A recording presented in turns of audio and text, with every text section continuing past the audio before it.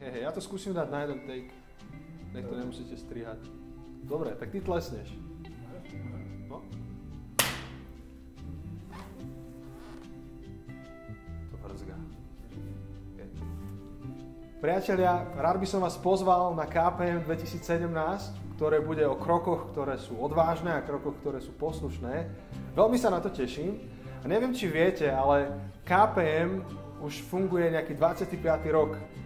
Ja keď si predstavím, že kde som bol pred 25 rokmi, ani neviem, možno že v škôlke, ale pamätám si, že moje jedny z prvých KPM boli, keď som mal 15-16 rokov a sedel som tam taký mladý a všetky tie veľké veci sa diali okolo mňa a mal som pocit, že som ma taký malý stratený v tom celom. A teraz zrazu mám úžasnú príležitosť a privilegium stať zrazu na druhej strane toho celého a vidieť vaše tváre spredu a vidieť to trošku z inej perspektívy. Veľmi sa na to teším, pretože verím, že budeme mať príležitosť zažiť niečo vzácne a výnimočné, nie kvôli mne, ale kvôli tomu, čo Pán Boh pripravuje. A verím, že tá téma, ktorú máme, je od Neho, že sa veľa cez to naučíme. Takže prídite, teším sa na vás.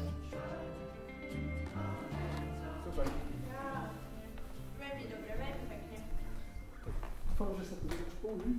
Možno vidíte svoje váčky pod očami. Hej, mal som krásne váčky. Krásne váčky pod očami.